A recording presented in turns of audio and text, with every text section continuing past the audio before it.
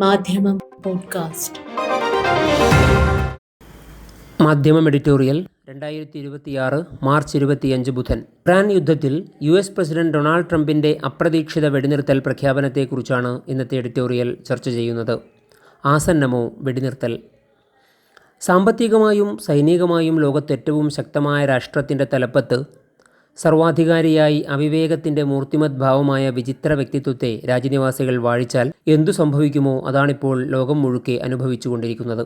അമേരിക്കയുടെ ദത്തുപുത്രനായ ഇസ്രായേലിൻ്റെ നിലനിൽപ്പിന് മാത്രമല്ല, സമ്പൂർണ്ണ സുരക്ഷയ്ക്കും വികസനത്തിനും തടസ്സമെന്ന് ആ രാജ്യം കരുതുന്ന അയൽ രാജ്യങ്ങളെ മുഴുവൻ നിരായുധീകരിക്കാനും അടിമപ്പെടുത്താനും ലക്ഷ്യമിട്ട് സകലമാന രാഷ്ട്രാന്തരീയ മര്യാദകളെയും ഐക്യരാഷ്ട്ര പ്രമാണങ്ങളെയും കാറ്റിൽ പറത്തി ഫെബ്രുവരി 28 പരമാധികാര രാഷ്ട്രമായ ഇറാനുമേൽ ഡൊണാൾഡ് ട്രംപ് ബെന്യാമിൻ നെതന്യാഹു കൂട്ടുകെട്ടാരംഭിച്ച തീമഴ വർഷത്തിന് 25 ദിവസം പിന്നിടുമ്പോൾ പൂർവാധികം വിനാശകരമായ പ്രത്യാഘാതങ്ങൾക്കാണ് ലോകരാജ്യങ്ങൾ ഇരയായിക്കൊണ്ടിരിക്കുന്നത്. കഴിഞ്ഞ ദിവസം പുറത്തുവന്ന ട്രംപിൻ്റെ ഉറപ്പനുസരിച്ച് പടിഞ്ഞാറു നിന്ന് കിഴക്കോട്ടേക്കും നേരെ തിരിച്ചുമുള്ള നാവിക ഗതാഗതത്തെ സംബന്ധിച്ചിടത്തോളം മർമ്മപ്രധാനമായ ഹൊർമുസ് കടലിടുക്ക് തുറക്കാൻ ഇറാന് 5 ദിവസം കൂടി അനുവദിച്ചിട്ടുണ്ട്. ആ സമയപരിധി തീരുന്നതുവരെ ഇറാൻ്റെ ഊർജ്ജ നിലയങ്ങൾ ആക്രമിക്കില്ല എന്നും ഇറാനെ അറിയിച്ചിട്ടുണ്ടത്രേ. എന്നാൽ ട്രംപുമായി ചർച്ചയൊന്നും ഉണ്ടായിട്ടില്ലെന്നാണ് ഇറാൻ്റെ വെളിപ്പെടുത്തൽ. തങ്ങളുടെ ശക്തമായ താക്കീതിനെ തുടർന്ന് US പ്രസിഡന്റിനും പിന്തിരിയേണ്ടി വന്നിരിക്കുന്നു എന്നാണ് ആ രാജ്യത്തിൻ്റെ പ്രതികരണം. ആത്മാർത്ഥവും സഗൗരവവുമായ സമ്പർക്കങ്ങൾ ഇരുപക്ഷത്തിൻ്റെയും ഭാഗത്തു നിന്നും നടക്കുന്നുണ്ടെന്ന് വിശ്വസിക്കാൻ വേറെ തന്നെ തെളിവുകൾ ലഭിച്ചിട്ട് വേണം. പശ്ചിമേഷ്യയിൽ യുദ്ധം ആരംഭിച്ച ശേഷം ആദ്യമായി ഇന്ത്യൻ പാർലമെൻറ്റിനെ അഭിമുഖീകരിച്ച പ്രധാനമന്ത്രി നരേന്ദ്രമോദി പശ്ചിമേഷ്യയിലെ സംഘർഷം അവസാനിക്കാത്തത് ആശങ്കാജനകമാണെന്നും ഇന്ത്യക്ക് അപ്രതീക്ഷിത വെല്ലുവിളി ഉയർത്തിയെന്നും സമ്മതിച്ചിരിക്കുന്നു. US പ്രസിഡന്റ് ഡൊണാൾഡ് ട്രംപിനോടുള്ള വിധേയത്വവും ഇസ്രായേലുമായുള്ള അഗാധമായ സഖ്യവും തുടരുന്ന മോദിയിൽ നിന്ന് ഇതിലപ്പുറമൊന്നും പ്രതീക്ഷിക്കാൻ വയ്യല്ലോ. ഇന്ത്യയുമായി ഉറ്റ സൗഹൃദവും പ്രതിസന്ധികളിൽ രാജ്യത്തിൻ്റെ എണ്ണയാവശ്യങ്ങൾ ഉദാരമായി നിറവേറ്റിത്തന്ന പാരമ്പര്യവുമുള്ള ഇറാൻ്റെ നിലനിൽപ്പ് പോലും വെല്ലുവിളിക്കപ്പെടുന്ന സാഹചര്യങ്ങളിൽ നയതന്ത്രതല ഇടപെടലുകളിലൂടെ സമാശ്വാസകരമായ നടപടികൾ സ്വീകരിക്കാൻ നമ്മുടെ സർക്കാരിന് സാധിക്കാതെ പോകുന്നത് എന്തുകൊണ്ട് എന്ന ചോദ്യം അന്തരീക്ഷത്തിലുണ്ട്.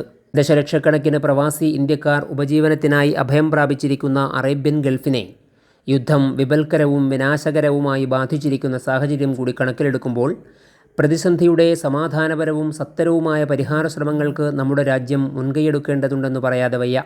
ഹൊർമുസ് കടലിടുക്ക് ഇറാൻ അടച്ചിട്ടതിനെ തുടർന്നുളവായ വൻ പ്രതിസന്ധിയാണ് ഇന്ത്യയടക്കമുള്ള രാജ്യങ്ങളുടെ ഇന്ധനക്ഷാമത്തിനും പാചകവാതക ദൗർലഭ്യത്തിനും രാജ്യത്ത് കുതിച്ചുയരുന്ന വിലക്കയറ്റത്തിനും വഴിവച്ചിരിക്കുന്നതെന്നത് പ്രാഥമിക സത്യമാണ്. പക്ഷേ നടപടിക്ക് ഇറാനെ പ്രേരിപ്പിച്ചത് ആ രാജ്യത്തിൻ്റെ മുഖ്യ ഊർജ്ജ സ്രോതസ്സുകളുടെയും എണ്ണ സംഭരണികളുടെയും നേരെ സയനിസ്റ്റ് യാങ്കി കൂട്ടുകെട്ട് വ്യോമാക്രമണം ആരംഭിച്ചതാണ്. ഇത് തുടർന്നാൽ ഗൾഫ് രാജ്യങ്ങളിലെ എണ്ണപ്പാടങ്ങളും ഗ്യാസ് സംഭരണികളും ഉന്നം വയ്ക്കുകയല്ലാതെ തങ്ങൾക്ക് നിർവാഹമില്ലെന്ന് ഇറാൻ മുന്നറിയിപ്പ് നൽകിയിരുന്നതാണ്. അതാണിപ്പോൾ യാഥാർത്ഥ്യമായിക്കൊണ്ടിരിക്കുന്നത്.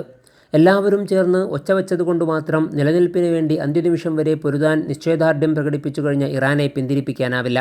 തങ്ങൾക്ക് നേരിട്ട വൻ നാശനഷ്ടങ്ങൾക്ക് മതിയായ പരിഹാരവും ഇനിമേലൊരിക്കലും ഒരാക്രമണവും ഉണ്ടാവുകയില്ലെന്ന വിശ്വാസ്യമായ ഗ്യാരണ്ടിയും ലഭിച്ചാൽ മാത്രമേ പോരാട്ടം അവസാനിപ്പിക്കാനാവൂ എന്നാണ് ഇറാൻ്റെ ഉറച്ച നിലപാട്. പക്ഷേ അമേരിക്കയ്ക്കോ ഇസ്രായേലിനോ ഇത്തരമൊരു ഉറപ്പു നൽകാൻ ഇന്നത്തെ സാഹചര്യത്തിൽ സാധിക്കണമെന്നില്ല.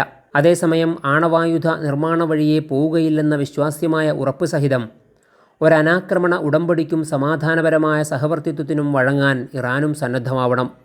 ഇറാനുമായുള്ള സൗഹൃദവും ആപത്ഘട്ടത്തിലെ സഹകരണവും തുടരുന്നു എന്ന് കരുതപ്പെടുന്ന റഷ്യ, ചൈന, തുർക്കിയ പോലുള്ള രാജ്യങ്ങളുടെ സക്രിയവും സത്വരവുമായ നയതന്ത്ര നീക്കങ്ങളെ ആശ്രയിച്ചിരിക്കുന്നു പശ്ചിമേഷ്യയിൽ ഉടനടിയുള്ള വെടിനിർത്തൽ സാധ്യത. സ്വന്തം രാജ്യത്ത് യുദ്ധവിരുദ്ധ വികാരങ്ങൾ അനുദിനം മൂർച്ഛിച്ചു വരവേ നീതീകരണമില്ലാത്ത ദുശ്ശാഠ്യവുമായി അധികനാൾ മുന്നോട്ടു പോവാൻ ട്രംപിന് സാധ്യമാവണമെന്നില്ല. മാധ്യമം പോഡ്കാസ്റ്റ്.